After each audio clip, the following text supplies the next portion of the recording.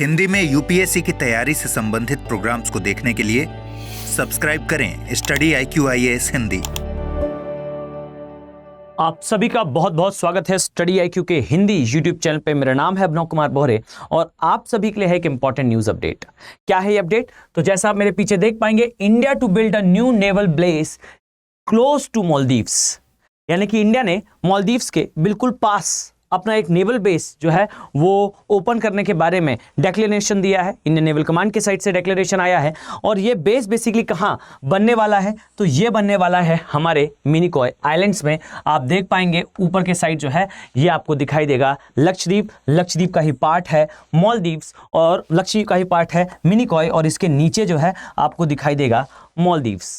बीते कुछ समय में भारत और मालदीव्स के संबंध भी काफ़ी खराब स्थिति में देखे गए थे और आई थिंक आप में से ज़्यादातर लोग यही अंदाज भी लगा रहे होंगे कि भारत ने अपना जो नेवल बेस बनाया है मिनिकॉय में, ये बेसिकली कहीं ना कहीं मालदीव्स के साथ हमारे चल रहे विवाद का एक परिणाम है।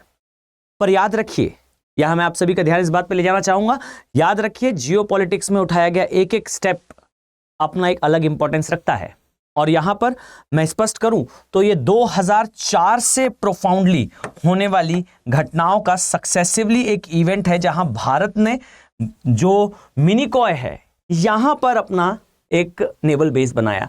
यानी कि बीते 6-8 महीने से जो चल रहा घटनाक्रम है मालदीव्स के साथ हमारा, ये उसका परिणाम हमें प्राइमा फेशिया में लगता है, प्रथम दृष्टया लगता है, पर ऐसा है नहीं। आज की इस वीडियो में डिटेल में हम समझने का प्रयास करेंगे कि एग्जैक्टली ये कौन सा एरिया है। पहले हम थोड़ा न्यूज़ को कवर करें अगर, तो आप मेरे पीछे देख पाएंगे कि भारत ने बेसिकली जो दक्षिण पश्चिमी तट है जहां मालदीव्स जो है वो मेनली आपको दिखाई देगा, यहां पर अपना एक नया जो है नेवल बेस बनाने का एक घोषणा की है। और बीते कुछ समय से हमारे और मालदीव्स के बीच में भी काफी ज्यादा स्थिति खराब होती हुई देखी गई थी, जहां पर आप पाएंगे कि शनिवार को यह कहा गया कि लक्षद्वीप का जो सदर्न मोस्ट पार्ट है, जिसे बेसिकली मिनिकॉय कहा जाता है, इस द्वीप के आसपास जो है वो हम अपना एक नेवल बेस जो है वो स्टैब्लिश करेंगे और उसका नाम भी बताया गया, इसे कहा गया INS जटायु के नाम से। फाइन। और याद रखिए ये जो INS जटायु है, ये जो नेवल बेस है, ये केवल और केवल 130 किलोमीटर कह लें या 80 मील कह लें, ये जो है दूर है किससे? बेसिकली मालदीव से। फाइन।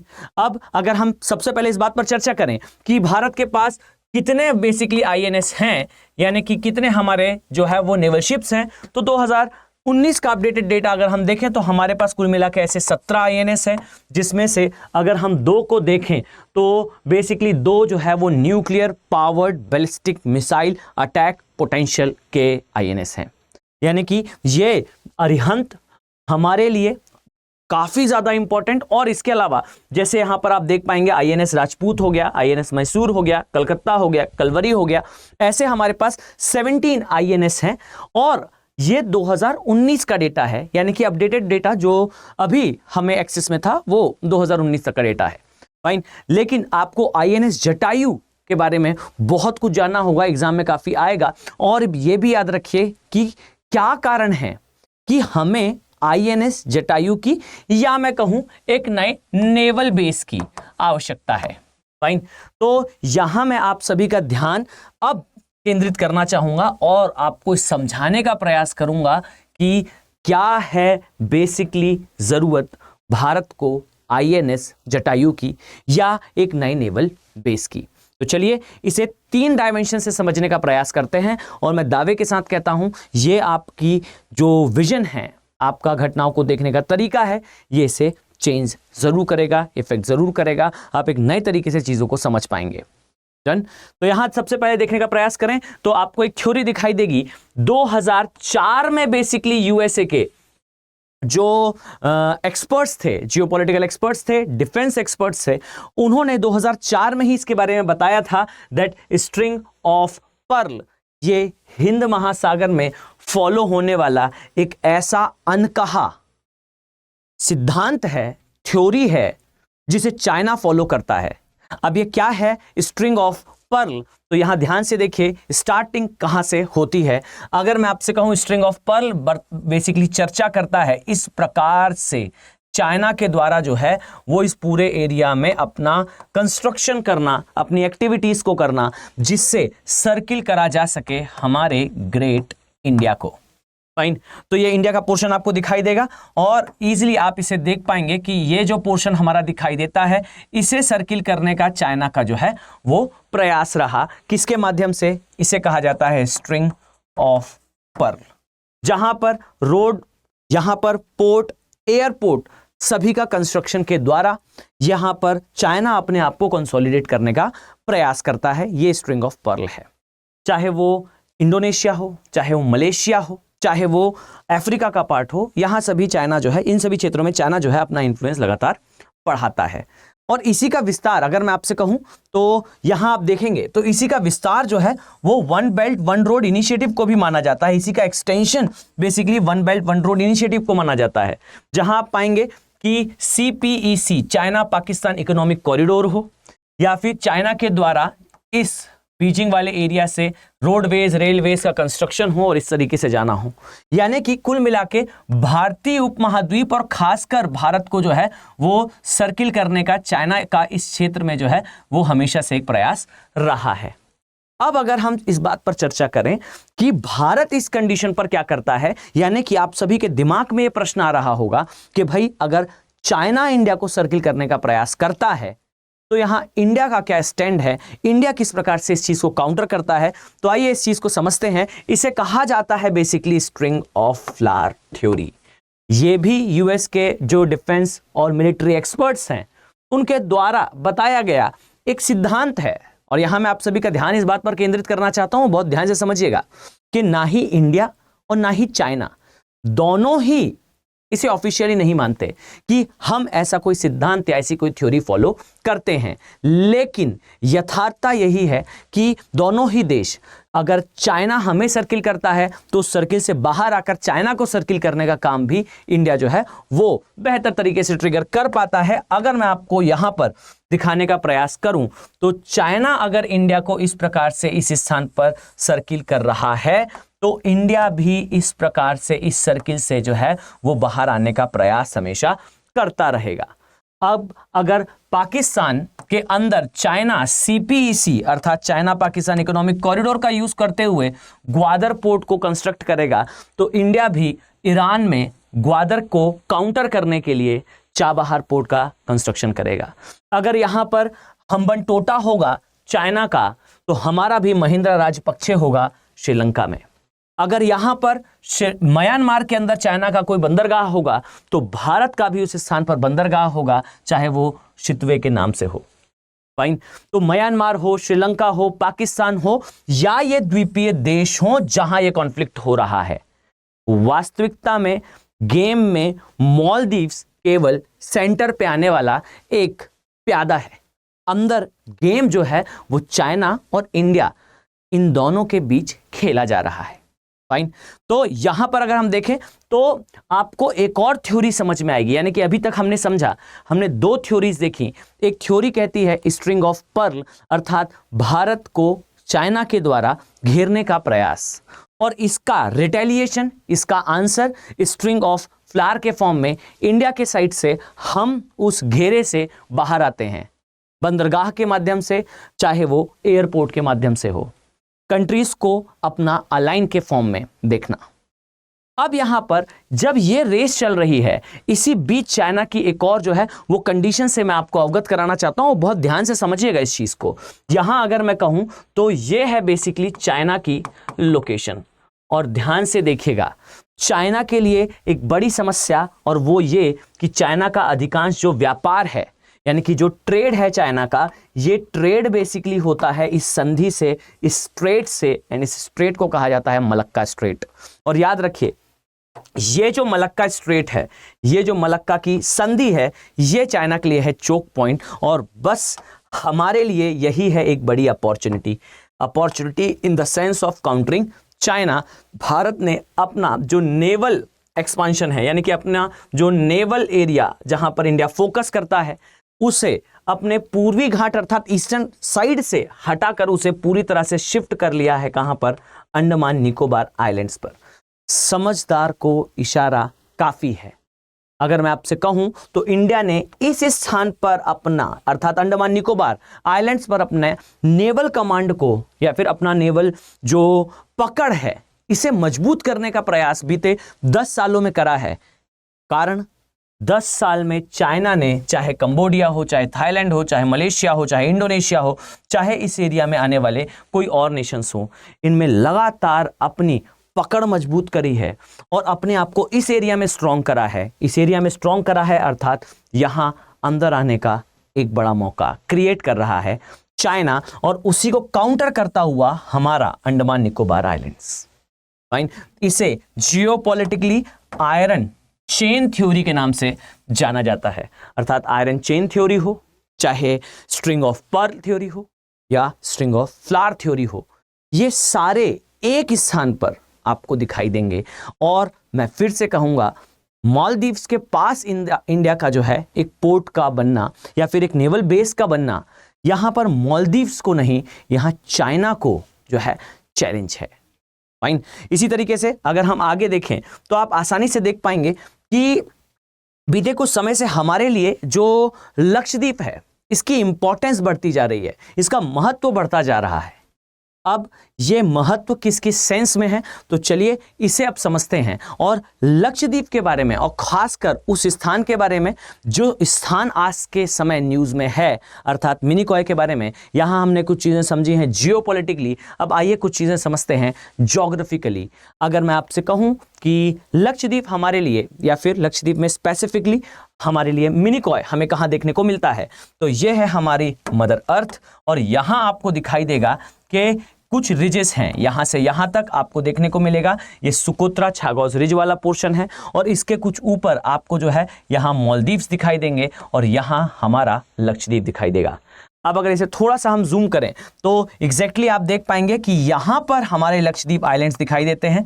जो ये पोर्शन है ये केरला वाला एरिया है और इसीलिए कहा भी जाता है कि, और exactly it is a well known fact also, कि लक्षद्वीप का जो हाई कोर्ट है, लक्षद्वीप के जो मामले हैं वो कहीं ना कहीं केरला हाईकोर्ट के ही अंडर में आते हैं।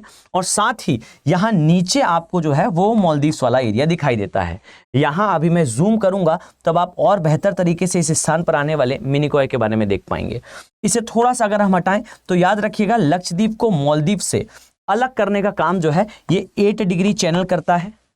और इसी को अगर थोड़ा सा और हम जूम करें तो यहाँ पर आपको लक्षद्वीप आइलैंड्स दिख रहे होंगे, आई थिंक यहां आपको जो है वो मालदीव्स के आइलैंड दिख रहे होंगे। और ये जो स्थान है, ये यहां पर आपको जो दिख रहा है, ये है बेसिकली मिनिकॉय। अभी हम इसे जूम करके भी देखेंगे, उसके बाद आपको और बेहतर तरीके से क्लियरिटी आएगी। अर्थात ऊपर लक्षद्वीप है, नीचे मालदीव्स है, बीच में मिनिकॉय है और यही अब आएगा INS Jatayu. INS Jatayu clear. यहां आपको जो है वो इसके ईस्टर्न पार्ट में यहां श्रीलंका देखने को मिलेगा। चलिए इसे थोड़ा जूम करते हैं और मिनिकॉय को देखते हैं। यहां अगर मैं सबसे पहले आपको बताऊं तो मिनिकॉय के एक साइड आपको जो है वो कुछ एरियाज दिखेंगे। जैसे यहां आपको 9 डिग्री चैनल दिखाई देगा जिसके ऊपर लक्षद्वीप है। इसके नीचे आपको मिनिकॉय चैनल दिखाई देगा जिसके एग्जैक्टली नीचे आपको मालदीव्स दिखाई देगा। और इसी तरीके से मिनिकॉय में आपको जो है एक साइड अरेबियन सी और इवन यहां पर आपको जो है वो अंडमान सागर देखने को मिलता है, अंडमान सी देखने को मिलता है। डन। तो ये जो कुछ लोकेशंस हैं with respect to Maldives, with respect to basically Lakshadweep, और स्पेसिफिकली अगर हम देखें तो मिनिकॉय ये आपको पता होना चाहिए। और अगर हम इसे थोड़ा और जूम कर कर देखें, थोड़ी और डिटेलिंग में इस पे उतरें, तो ध्यान दीजिए ये आपको दिखाई देगा हमारा मिनिकॉय, जहां बनने वाला है बेसिकली क्या, INS जटायु और साथ में हमारा नेवल बेस। ये कुछ आपको जो है वो मिनिकॉय का आकार दिखाई देगा। यहां पर शायद विजिबिलिटी कम हो, इस कारण मैं इसे लिख देता हूं सेपरेटली, SALEH, सलेह मागू। ये एक एंट्री पॉइंट है इसका। फाइन। और सेकंड एंट्री पॉइंट अंडेमा मागू। ये दो चैनल्स हैं, या आप कह लीजिए दो पाथ हैं जहां से आप एंट्री लेते हैं, किस स्थान पर एंट्री लेते हैं आप मिनिकॉय आइलैंड में, मिनिकॉय अटोल में। अब हम मिनिकॉय अटोल की कुछ ज्योग्राफी के बारे में समझेंगे, जानने का प्रयास करेंगे कि एग्जैक्टली अटोल होते क्या हैं। फाइन। तो अगर मैं सिंपल लैंग्वेज में कहूं तो अटोल बेसिकली ऐसा आइलैंड होता है जो बेसिकली कोरल से बना होता है और इस तरीके की उसकी एक संरचना होती है। या तो ये पूरी तरह से क्लोज होता है या फिर सेमी क्लोज होता है, बट ये बनता बेसिकली किससे है, कोरल से ही है, यानी कि प्रवाल से निर्मित होता है, गोलाकार होता है। ये थर्ड स्टेज होती है जहां पर प्रवाल भित्ति से जो है वो द्वीपों का निर्माण हो। ये आपको दिखाई देगा इस प्रकार से मिनिकॉय और मिनिकॉय के दो एंट्री पॉइंट। अब हम आइए कुछ चर्चा करते हैं मिनिकॉय के बारे में, जो आपके लिए एग्जाम पॉइंट ऑफ व्यू से सुपर इंपॉर्टेंट होने वाली है। जैसा आप पीछे देख पाएंगे, जो मिनिकॉय है इससे स्थानीय रूप से यहां एक नाम नोट करिएगा, इस नाम को अपने दिमाग पर बैठा लें। इसे कहा जाता है मलिकू, यानी कि स्थानीय भाषा में जो मिनिकॉय है इसे मलिकू के नाम से जाना जाता है। और ये जो मलिकू शब्द है बेसिकली याद रखिएगा, ये धिवेही भाषा का शब्द है। और ये जो धिवेही भाषा है ना, याद रखिएगा, ये लक्षद्वीप की स्थानीय भाषा है। और ये जो स्थानीय भाषा है ये बेसिकली मालदीव्स के अलावा जो है, लक्षद्वीप के अलावा बेसिकली मालदीव्स में भी बोली जाती है। और साथ ही श्रीलंका की जो सिन्हल भाषा है उसके साथ भी इसका करीबी रिश्ता है। अब चूंकि बीते समय से ये स्थान काफी न्यूज में रहा है, इसीलिए फोकस करिएगा। लक्षद्वीप का सबसे सदर्न मोस्ट आइलैंड है मिनिकॉय, दूसरा सबसे बड़ा आइलैंड है मिनिकॉय। इसको स्थानीय भाषा में मलिकू कहा जाता है। और याद रखिएगा ये स्थानीय भाषा है धिवेही, और धिवेही भाषा जो है वो मालदीव्स की भी ऑफिशियल लैंग्वेज है। और साथ ही ये काफी करीबी रिश्ता रखती है श्रीलंका की एक और लैंग्वेज, सिन्हल लैंग्वेज। सिन्हल पॉपुलेशन जो है वो श्रीलंका की मेजॉरिटेरियन पॉपुलेशन है। और इसी तरीके से याद रखिएगा a super important statement that जो मलिकू है अर्थात मिनिकॉय है, इसका शाब्दिक अर्थ, इसका प्राचीन नाम बेसिकली अगर मैं आपको बताऊं, महिलाडू इसका जो है वो प्राचीन नाम है। यानी कि महिलाडू नेम है मलिकू का और मलिकू बेसिकली नाम है मिनिकॉय का। और इसका अर्थ होता है, इसके प्राचीन नाम का अर्थ होता है महिलाओं का द्वीप, यानी कि महिलाओं का द्वीप मिनिकॉय। पर अभी जटायु INS और भारत का सबसे इंपॉर्टेंट डायमेंशन अर्थात हमारा बनने वाला है नेवल बेस इस आइलैंड पे। यानी कि एग्जाम पॉइंट ऑफ व्यू से ये जानकारी आपके लिए बहुत महत्वपूर्ण होगी। ठीक, इसके अलावा याद रखिए जो मिनिकॉय है ये काफी ज्यादा फेमस है अपने लाइट हाउस के लिए। और याद रखिएगा कि जब बेसिकली बना सुएज नहर, तो सुएज नहर के बनने के साथ हमारे लक्षद्वीप आइलैंड्स का इंपॉर्टेंस बढ़ा। और यही कारण है कि आपको इस स्थान पर जो है वो देखने को मिलेगा इंपॉर्टेंट लाइट हाउस। और ये लाइट हाउस हिस्टोरिकली काफी जरूरी रहा, काफी इंपॉर्टेंट रहा मेजर ट्रेड के लिए। और कई बार इसे कहा जाता था कि ये दिशा भी दिखाता है उन शिप्स को जो आते हैं अरब के सागर में। फाइन। इसी के साथ एक सिंपल सा डायमेंशन आपके साथ और डिस्कस करना चाहूंगा, ध्यान दीजिएगा। याद रखें कि जो मिनिकॉय द्वीप के द्वीपवासी रहे इतिहास में, याद रखिएगा लंबे समय तक यहाँ पर जो है व्यापार और इसके साथ ही जो है बहुत लंबे समय तक एक एक्सचेंज भी चला। बहुत सारे लोग मिनिकॉय से निकल कर जो है अंडमान निकोबार द्वीप और अंडमान निकोबार से वापस मिनिकॉय द्वीप इस प्रकार से पलायन कर चुके थे। अगर मैं आपको बताऊं तो मिनिकॉय द्वीपवासियों के द्वारा जो है वो एक शब्द यूज करा जाता था अंडमान निकोबार द्वीप समूह में रहने वाले जो लोग हैं उनके लिए। ऐसा कहा जाता था कि मिनिकॉय के द्वीपवासी जो है यानी कि मिनिकॉय के जो लोकल लोग हैं वो ऐसा मानते थे कि नरभक्षी साम्राज्य है अंडमान और निकोबार। यानी कि अंडमान निकोबार को जो मिनिकॉय के लोग हैं ये सामान्यतः प्रोनाउंस करा करते थे, ऐसा कहा करते थे कि ये नरभक्षी साम्राज्य है। परंतु ऐसा कोई खास डिस्प्यूट कभी नहीं रहा। दोनों ही इंडिया के पार्ट हैं, दोनों ही इंडिया के मेजॉरिटेरियन और इंडिया के जो है प्रोमिनेंट पार्ट है। पर यहां पर एक शब्द जो है वो यूज करा जाता है बेसिकली मिनिकॉय द्वीपवासियों के द्वारा हिस्ट्री में, जिसे कहा जाता है मनिका राज्यज। ये जो है वर्ड यूज करा जाता है जो नरभक्षी यानी कैनिबलिस्टिक एम्पायर ये इसे इंडिकेट करता है। तो थोड़ा सा इसके बारे में भी जानते रहिए कि किस द्वीपवासियों के द्वारा या किस स्थान के लोगों के द्वारा अंडमान निकोबार द्वीप समूह को नरभक्षी कहा जाता था। ऐसा कैनिबलिस्टिक नेचर अब हमें देखने को नहीं मिलता। अपवाद हर जगह है, पर जिस तरीके से उसे रिप्रेजेंट करा जाता है वो एक अलग चीज है। फाइन। तो यहां आपको याद रखना है कि किस द्वीप को जो है वो महिलाओं का द्वीप, प्राचीन समय में महिलाओं के द्वीप के नाम से जाना जाता था, या फिर कौन सा एरिया जो है वो सदर्न मोस्ट पार्ट है, या फिर ये किस चैनल से अलग होता है, या फिर ये जो 2 चैनल्स के बारे में हमने चर्चा करी ये किस स्थान पर आते हैं। ये सारी ही चीज़ें आपके लिए एग्जाम पॉइंट ऑफ व्यू से इंपॉर्टेंट है। और साथ ही स्ट्रिंग ऑफ पर्ल हो, स्ट्रिंग ऑफ फ्लावर हो, या फिर मेटल चेन या आयरन चेन थ्योरी, ये सभी चीज़ें आपके लिए मेंस पॉइंट ऑफ व्यू से इंपॉर्टेंट है। उम्मीद करता हूं कि आपको ये वीडियो पसंद आया होगा। और साथ ही अगर आप स्टडी IQ के P2I बैचेस को ज्वाइन करना चाहते हैं तो 4 अप्रैल इसमें एडमिशन की लास्ट डेट है। इस उम्मीद के साथ कि आप जो है बेसिकली 4 बैच से क्लासेस स्टार्ट होने वाली हैं स्टडी IQ के P2I बैचेस में, जो 6 PM का बैच है। और ये बैच जो है ये बैच 2025 के लिए या अकॉर्डिंगली आपके टारगेट को आप इसे एडजस्ट कर सकते हैं। ये बैच इवनिंग बैच है। 4 मार्च से अर्थात आज से classes will be start. Fine. तो देर ना करें, जल्दी से जल्दी इसमें एंट्री लें। AK लाइव कोड अर्थात फैकल्टी कोड का यूज करेंगे तब आपको ये मिनिमम कॉस्ट पर देखने को मिलेगा। मिलते हैं नेक्स्ट वीडियो में। Have a very nice day. Thank you. Hindi में UPSC की तैयारी से संबंधित प्रोग्राम्स को देखने के लिए सब्सक्राइब करें स्टडी IQ IAS हिंदी।